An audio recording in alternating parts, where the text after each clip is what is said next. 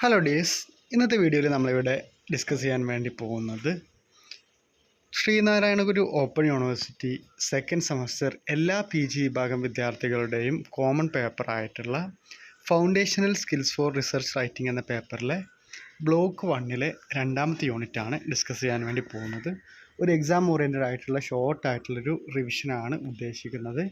അതിലെ second unit research from etymology to execution, ഗവേഷണത്തിൻ്റെ ഉത്ഭവം മുതൽ നിർവഹണം വരെ എന്ന പാഠമാണ് നമ്മൾ ഡിസ്കസ് ചെയ്യാൻ വേണ്ടി പോകുന്നത്. വളരെ ഷോർട്ടാക്കിയിട്ടാണ് പറയുന്നത്, നിങ്ങൾ കാര്യങ്ങൾ മനസ്സിലാക്കുക, അതാണ് ഇതുകൊണ്ട് ഉദ്ദേശിക്കുന്നത്. ഇതിൽ പ്രധാനമായിട്ടും റിസർച്ചിൻ്റെ ടൈപ്സ്, റിസർച്ച് ഡിസൈന് തുടങ്ങിയിട്ടുള്ള കാര്യങ്ങളാണ് ഈ ഒരു പാഠത്തിൽ പറയുന്നത്. ഫസ്റ്റായിട്ട് വാട്ട് ഈസ് റിസർച്ച്, എന്താണ് ഗവേഷണം എന്നാണ് പറയുന്നത്.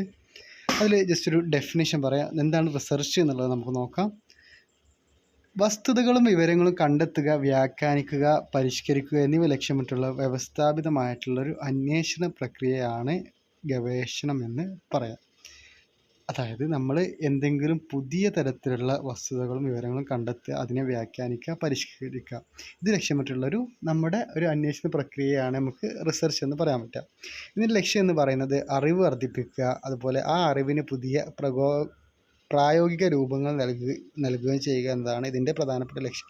അതായത് നിലവിൽ ചില കാര്യങ്ങൾ നമുക്ക് അറിയുന്നുണ്ടാവും, അപ്പോൾ നിലവിലുള്ള ഒരു അറിവ് വർദ്ധിപ്പിക്കുകയും ആ അറിവിന് പുതിയ രീതിയിലുള്ള പ്രാക്ടിക്കലായിട്ടുള്ള രൂപങ്ങൾ നൽകുക എന്നുള്ളതാണ് ഇതുകൊണ്ട് ഉദ്ദേശിക്കുന്നത്, ലക്ഷ്യം എന്ന് പറയുന്നത്. ഈ ഒരു വാക്ക് റിസർച്ച് എന്ന് പറയുന്ന വാക്ക് പഴയ ഫ്രഞ്ച് വാക്കായിട്ടുള്ള റിസർച്ചർ എന്നതിൽ നിന്നാണ് റിസർച്ച് എന്ന് പറയുന്ന വാക്ക് ഉത്ഭവിച്ചിട്ടുള്ളത്. തിരിഞ്ഞു പോവുക എന്നതാണ് ഈ ഒരു റിസർച്ചർ എന്ന ഫ്രഞ്ച് വാക്കിൻ്റെ അർത്ഥം. ഇതാണ് ഉദ്ദേശിക്കുന്നത് ഓരോ പുതിയ കണ്ടെത്തലും അതായത് നമ്മൾ കണ്ടെത്തുന്ന ഓരോ കണ്ടെത്തലുകളും, നമ്മളിപ്പോൾ കുളത്തിലൊരു കല്ലെറിയുകയാണെങ്കിൽ ഒരുപാട് ഓളങ്ങൾ വരുമല്ലോ, അപ്പോൾ അതുപോലെ അറിയാത്ത കാര്യങ്ങളിലേക്കുള്ളൊരു പുതിയ സാധ്യതകൾ തുറന്നു വിടുന്നതാണ് ഓരോ പുതിയ കണ്ടെത്തലുകളും. അപ്പോൾ റിസർച്ച് എന്താണെന്നുള്ളതാണ് പറഞ്ഞത്. ഇനി റിസർച്ചിൻ്റെ പ്രധാനപ്പെട്ട ഫീച്ചേഴ്സ് എന്തൊക്കെയാണെന്ന് നോക്കാം. ഒന്ന് സിസ്റ്റമാറ്റിക് ആൻഡ് മെത്തഡോളജിക്കൽ, ശാസ്ത്രീയം അതുപോലെ എന്താണ് രീതിശാസ്ത്രപരമാണ്. ഗവേഷണ ക്രമരഹിതമായിട്ടുള്ള സമീപനങ്ങൾക്ക് പകരം ചിട്ടപ്പെടുത്തിയതും ഘടനാപരമായിട്ടുള്ള രീതികൾ പിന്തുടരുന്നതാണ് റിസർച്ച് എന്ന് പറയുന്നത്. ഇത് എംപെരിക്കലാണ്, അനുഭവസിദ്ധമാണ്. കേവലം നമ്മുടെ യുക്തിക്കോ ഊഹങ്ങൾക്കോ പകരം നേരിട്ടുള്ള നമ്മുടെ അനുഭവങ്ങൾ, നിരീക്ഷണം, അളവുകൾ എന്നിവയെ ഗവേഷണം ആശ്രയിക്കുകയാണ് ചെയ്യുന്നത്. മറ്റൊന്ന് പറയുന്നത് സെൽഫ് കറക്റ്റിംഗ്, സ്വയം തിരുത്തുന്നതാണ്. പുതിയ തെളിവുകൾ വരുമ്പോൾ പഴയ നിഗമനങ്ങൾ, അതായത് നിലവിലുണ്ടായിരുന്ന നമ്മളൊരു കാര്യം കണ്ടെത്തുമ്പോൾ നിലവിലുണ്ടായിരുന്ന പഴയ നിഗമനങ്ങളെ പുനഃപരിശോധിക്കാനും തിരുത്താനും ഗവേഷണത്തിന് സാധ്യമാണ്. മറ്റൊന്ന് സ്കെപ്റ്റിക്കൽ, സംശയാത്മകമായിട്ടുള്ള സമീപനം. ഗവേഷകർ എന്താണ് ഒരു കാര്യം അതേപടി സ്വീകരിക്കുന്നതിന് പകരം ചോദ്യം ചെയ്യുന്ന സമീപനം സ്വീകരിക്കുകയാണ് ചെയ്യുന്നത്. അതായത് കണ്ടെത്തലുകൾക്ക് വിശദമായിട്ടുള്ള അന്വേഷണവും സ്ഥിരീകരണവും ആവശ്യമാണ്. അടുത്ത പോയിന്റ് എന്ന് പറയുന്നത് എത്തിക്കലാണ്. അതായത് ഗവേഷണം എന്ന് പറയുന്നത് നിയമപരവും സാമൂഹികമായിട്ടുള്ള മൂല്യങ്ങളും മാനദണ്ഡങ്ങളും പാലിക്കുന്ന ഒന്നാണ്. മനുഷ്യനെ ഉൾപ്പെടുത്തിയുള്ള പഠനങ്ങളിൽ ഈ ഒരു എത്തിക്സിന് വളരെയധികം പ്രാധാന്യമുണ്ട് എന്നാണ് പറയുന്നത്. ഇനി ടൈപ്സ് ഓഫ് റിസർച്ച്, നമുക്ക് ഇനി പ്രധാനമായിട്ട് ഇത് നോക്കേണ്ട ഒന്നാണ് ഗവേഷണത്തിൻ്റെ വിവിധ ടൈപ്സുകൾ. ഒന്നാണ് എക്സ്പ്ലോറേറ്ററി റിസർച്ച്, മലയാളത്തിൽ പറയുകയാണെങ്കിൽ അന്വേഷണാത്മക ഗവേഷണം എന്ന് പറയും. ഇതുകൊണ്ട് ഉദ്ദേശിക്കുന്നത് ഒരു വിഷയത്തെക്കുറിച്ച് പ്രാഥമികമായിട്ടുള്ള ധാരണകൾ നേടുന്നതിനും പുതിയ ആശയങ്ങൾ കണ്ടെത്തുന്നതിനും വേണ്ടിയിട്ടുള്ളൊരു പഠനമാണിത്. ഇത് ഏറ്റവും ഇതായിട്ടുള്ള പുതിയ അന്വേഷണങ്ങൾക്ക് വേണ്ടിയിട്ടുള്ളതാണ്. അതായത് ഏതെങ്കിലും ഒരു വിഷയത്തെക്കുറിച്ച് പ്രാഥമികമായിട്ട് നമുക്ക് അറിയേണ്ട ഒരു ധാരണ നേടാനും പിന്നെ പുതിയ ആശയങ്ങൾ കണ്ടെത്താനും വേണ്ടിയിട്ടാണ് ഇത്. അതായത് ഇപ്പോൾ ഉദാഹരണം പറയുകയാണെങ്കിൽ ഒരു പുതിയ ഉൽപ്പന്നം വിപണിയിൽ ഇറക്കുന്നതിന് മുമ്പ് ഉപഭോക്താക്കളുടെ അഭിപ്രായങ്ങൾ, അതായത് ഇപ്പോൾ എന്തെങ്കിലും ഒരു പുതിയ സാധനങ്ങൾ ഇറക്കി കഴിഞ്ഞ് കഴിഞ്ഞാൽ അതിൻ്റെ ഉപഭോക്താക്കളുടെ അഭിപ്രായങ്ങൾ അറിയാൻ വേണ്ടിയിട്ട് ഫോക്കസ് ഗ്രൂപ്പുകളിൽ ചർച്ച ചെയ്യുന്നത്. രണ്ടാമത്തെ റിസർച്ചാണ് ഡിസ്ക്രിപ്റ്റീവ് റിസർച്ച്, വിവരണാത്മക ഗവേഷണം എന്ന് പറയും. ഏതെങ്കിലും ഒരു പ്രതിഭാസത്തെയോ സാഹചര്യത്തെയോ ജനവിഭാഗത്തെയോ കൃത്യമായി വിവരിക്കുക എന്നതാണ് ഇതുകൊണ്ട് ഉദ്ദേശിക്കുന്നത്. എന്ത് എന്ന ചോദ്യത്തിനാണ് ഇവിടെ പ്രാധാന്യം. അതുകൊണ്ട് അതായത് ഒരു വിവരണാത്മകമായിട്ട് ഗവേഷണം നടത്തുക എന്നാണ് ഇതുകൊണ്ട് ഉദ്ദേശിക്കുന്നത്. ഉദാഹരണമായിട്ട് ഒരു പ്രത്യേക മേഖലയിലെ യുവാക്കളുടെ സോഷ്യൽ മീഡിയ ഉപയോഗങ്ങളെക്കുറിച്ച് സർവേ നടത്തി വിശദമായിട്ട് രേഖപ്പെടുത്തുന്നു. ഇനി ഇതിൻ്റെ കമ്പാരിസൺ നോക്കാം, എക്സ്പ്ലോറേറ്ററിയും അതുപോലെ ഡിസ്ക്രിപ്റ്റീവിൻ്റെയും. ഇതിൻ്റെ ലക്ഷ്യം എന്ന് പറയുന്നത് എക്സ്പ്ലോറേറ്ററിയുടെ ആശയങ്ങളും ഉൾക്കാഴ്ചകളും കണ്ടെത്തുക എന്നുള്ളതാണ്. ഡിസ്ക്രിപ്റ്റീവിൻ്റെ വിപണിയുടെ സ്വഭാവങ്ങളോ പ്രവർത്തനങ്ങളോ വിവരിക്കുക. ഇതിൻ്റെ സവിശേഷത എക്സ്പ്ലോറേറ്ററി എന്ന് പറഞ്ഞു കഴിഞ്ഞാൽ വഴക്കമുള്ളതും ബഹുമുഖമാണ്, പലപ്പോഴും ഗവേഷണ രൂപകൽപ്പനയുടെ പ്രാരംഭഘട്ടമാണ്. അതേസമയം ഡിസ്ക്രിപ്റ്റീവ് റിസർച്ച് എന്ന് പറഞ്ഞു കഴിഞ്ഞാൽ മുൻകൂട്ടി രൂപപ്പെടുത്തിയിട്ടുള്ള ഹൈപ്പോത്തസിസ് ഉണ്ടാവും. ഒരു മുൻ ഹൈപ്പോത്തസിസ് എന്താണെന്ന് നമ്മൾ ഓൾറെഡി പഠിച്ചിട്ടുണ്ട്.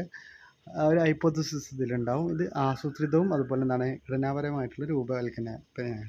ഇതിൻ്റെ മെത്തേഡ്സ് എന്ന് പറഞ്ഞു കഴിഞ്ഞാൽ എക്സ്പ്ലോറേറ്ററി റിസർച്ചിൽ വിദഗ്ധരുമായുള്ള സർവേകൾ, പൈലറ്റ് സർവേകൾ, കേസ് സ്റ്റഡി, ഗുണപരമായിട്ടുള്ള ഡാറ്റ വിശകലനമൊക്കെ കാണാൻ വേണ്ടി പറ്റും. എന്നാൽ ഡിസ്ക്രിപ്റ്റീവ് റിസർച്ചിൽ ദ്വിതീയ ഡാറ്റയുടെ അളവുപരമായിട്ടുള്ള ക്വാണ്ടിറ്റി പരമായിട്ടുള്ള കാര്യങ്ങൾ, സർവേകൾ, പാനലുകൾ, നിരീക്ഷണം, ഇതിൻ്റെയൊക്കെ അടിസ്ഥാനത്തിലാണ് ഇത് വരുന്നത്. ഇനി മറ്റൊരു ടൈപ്പ് റിസർച്ചാണ് എക്സ്പ്ലനേറ്ററി റിസർച്ച്. പേര് മാറരുത്, മുകളിൽ പറഞ്ഞത് എക്സ്പ്ലോറേറ്ററി ആണ്, ഇത് എക്സ്പ്ലനേറ്ററി ആണ്. വിശദീകരണാത്മകമായിട്ടുള്ള ഗവേഷണം. എന്തുകൊണ്ടൊരു കാര്യം സംഭവിക്കുന്നു എന്ന് കണ്ടെത്താൻ ശ്രമിക്കുന്ന, ഇത് കാര്യകാരണങ്ങൾ വിശദീകരിക്കാൻ വേണ്ടി ശ്രമിക്കുന്നു. എന്തുകൊണ്ട് എന്നുള്ളൊരു കാര്യം സംഭവിക്കുന്നതെന്ന് കണ്ടെത്താൻ ശ്രമിക്കുന്ന ടൈപ്പ് റിസർച്ചാണിത്. ഉദാഹരണമായിട്ട് കാർഷിക വിളവ് കുറയാനുള്ള കാരണങ്ങൾ കണ്ടെത്തി അതിനെ വിശദീകരിക്കുന്നതാണ്. പിന്നെ മറ്റൊന്നാണ് ബേസിക് റിസർച്ച്, അടിസ്ഥാന ഗവേഷണം എന്ന് പറയും. ഏറ്റവും അടിസ്ഥാന സിദ്ധാന്തങ്ങളും ശാസ്ത്രീയ അറിവും വികസിപ്പിക്കുക എന്നതാണ് ഇതിൻ്റെ പ്രധാനപ്പെട്ട ലക്ഷ്യം. ഇതൊരു ശുദ്ധമായിട്ടുള്ള പ്യുവർ ഗവേഷണം എന്ന പേരിലും അറിയപ്പെടുന്നു. മറ്റൊന്നാണ് അപ്ലൈഡ് റിസർച്ച്, പ്രായോഗിക ഗവേഷണം. ഒരു പ്രത്യേക പ്രായോഗിക പ്രശ്നത്തിന് പരിഹാരം കാണാൻ വേണ്ടി നടത്തുന്ന ഒരു ഗവേഷണമാണിത്. ഉദാഹരണത്തിന് ഒരു വൈദ്യശാസ്ത്ര രംഗത്ത് പുതിയ കണ്ടെത്തലുകൾ ഉപയോഗിച്ച് രോഗങ്ങൾക്ക് പുതിയ ചികിത്സകൾ വികസിപ്പിക്കുന്നതാണ് അപ്ലൈഡ് റിസർച്ച്. ഒരു പ്രത്യേക പ്രാക്ടിക്കലായിട്ടുള്ള പ്രശ്നത്തിന് പരിഹാരം കാണാൻ വേണ്ടിയിട്ടുള്ളൊരു റിസർച്ചാണ് ഇത്. പിന്നെ മറ്റൊന്നാണ് ക്വാണ്ടിറ്റേറ്റീവ് റിസർച്ച്, അളവുപരമായിട്ട്. ഇത് സംഖ്യാരൂപത്തിലുള്ള ഡാറ്റയും സ്റ്റാറ്റിസ്റ്റിക്സൊക്കെ ഉപയോഗിച്ച് നടത്തുന്ന ഒരു പഠനമാണ്. പ്രത്യേകിച്ച് നമ്മൾ സെൻസസ് ഡാറ്റ ഒക്കെ ഉപയോഗിച്ച് വിവിധ പ്രായത്തിലുള്ള വോട്ടിംഗ് ശതമാനം താരതമ്യം ചെയ്യുക. മറ്റൊന്നാണ് ക്വാളിറ്റേറ്റീവ്. ക്വാണ്ടിറ്റി എന്നുള്ള ആദ്യം തന്നെ നമുക്ക് എന്താണ് അത് കിട്ടും. ഒരു ക്വാണ്ടിറ്റി എണ്ണത്തിൻ്റെ അടിസ്ഥാനത്തിൽ വരുന്നതാണ് ക്വാണ്ടിറ്റേറ്റീവ് റിസർച്ച് എന്ന് പറയുന്നത്. മറ്റൊന്നാണ് ക്വാളിറ്റേറ്റീവ് റിസർച്ച്, ഗുണപരമായിട്ടുള്ള മനുഷ്യൻ്റെ അനുഭവങ്ങൾ, അഭിപ്രായങ്ങൾ, പെരുമാറ്റങ്ങൾ എന്നിവ ആഴത്തിൽ മനസ്സിലാക്കാൻ ശ്രമിക്കുന്നതാണിത്. ഇത് സംഖ്യകൾക്ക് അപ്പുറമുള്ളൊരു അർത്ഥവും പശ്ചാത്തലവും കണ്ടെത്താൻ സഹായിക്കുന്ന ഒന്നാണിത്. മറ്റൊന്നാണ് primary research and secondary research. Primary research എന്ന് പറഞ്ഞു കഴിഞ്ഞാൽ പ്രാഥമിക ഗവേഷണം. ഒരു പ്രത്യേക ഗവേഷണത്തിന് ആവശ്യത്തിനായി പുതിയതും യാഥാർത്ഥ്യവുമായിട്ടുള്ള ഡാറ്റ ആദ്യമായി ശേഖരിക്കുന്നതിനെയാണ് പ്രാഥമിക ഗവേഷണം.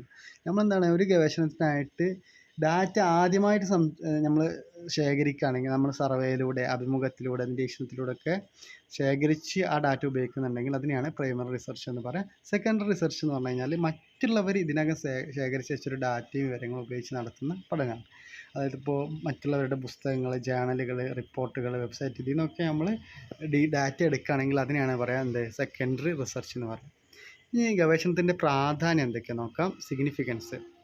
ഒന്ന് അഡ്വാൻസിങ് നോളജ്, അറിവ് വർദ്ധിപ്പിക്കുക എന്നുള്ളതാണ്. മറ്റൊന്ന് പ്രോബ്ലം സോൾവിങ്, പ്രശ്നങ്ങൾക്ക് പരിഹാരം. നമ്മുടെ സാമൂഹികമായിട്ടും സാമ്പത്തികമായിട്ടും ആരോഗ്യപരമായിട്ടുള്ള പ്രശ്നങ്ങൾക്ക് തെളിവുകളുടെ അടിസ്ഥാനത്തിൽ പരിഹാരം കാണാൻ ഇത് സഹായിക്കുന്നു.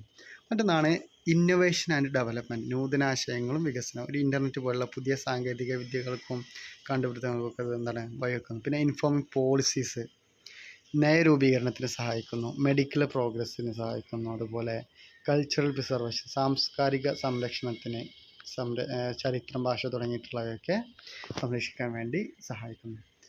ഒരു എഫക്റ്റീവായിട്ടുള്ള റിസർച്ചിന് വേണ്ട ഘട്ടങ്ങൾ പറയുന്നുണ്ട്. First start with a big picture, ഒരു ബൃഹത്തായ ചിത്രം മനസ്സിലാക്കും. വിഷയത്തിൻ്റെ വിശാലമായിട്ടുള്ള പശ്ചാത്തലം, നമ്മൾ എന്തിലാണ് ചെയ്യാൻ പോകുന്നത് അതിൻ്റെ ഒരു പശ്ചാത്തലം നമ്മൾ ആദ്യം മനസ്സിലാക്കുക.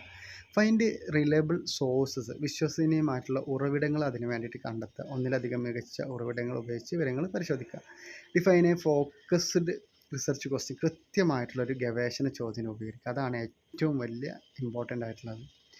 പിന്നെ എന്താണ് ചൂസ് അപ്രോപ്രിയേറ്റ് മെത്തഡോളജീസ്, അനുയോജ്യമായിട്ടുള്ള രീതിശാസ്ത്രം, ഏത് രീതിയിലൂടെയൊക്കെ ഏത് മെത്തഡോളജിയാണ് എന്നുള്ളത് അത് തീരുമാനിക്കുക. Collect and analyse data objectively, വസ്തുനിഷ്ഠമായി ഡാറ്റ ശേഖരിക്കുകയും വിശകലനം ചെയ്യുകയൊക്കെ ചെയ്യുക. കമ്മ്യൂണിക്കേറ്റ് യുവർ റിസർച്ച്, കണ്ടെത്തലുകൾ വ്യക്തമായിട്ട് അവതരിപ്പിക്കുക. ഇതൊക്കെയാണ് പ്രധാനപ്പെട്ടതിൻ്റെ ഇതെന്ന് പറയുന്നത്. ഇനി ഇതിൽ പ്രധാനപ്പെട്ടൊരു ഭാഗമാണ് റിസർച്ച് ഡിസൈൻ എന്ന് പറയുന്നത്.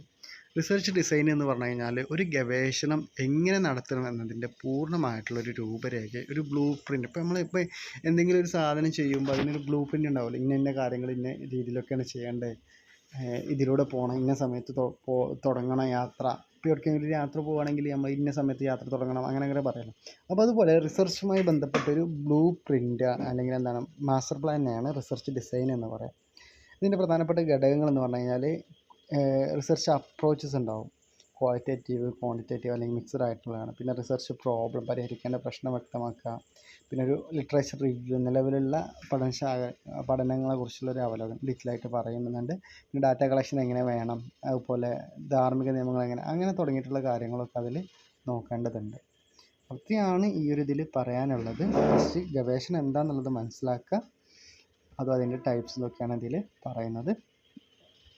സംശയം ഉണ്ടെങ്കിൽ കമൻറ്റിൽ ചോദിക്കാം. Thank you.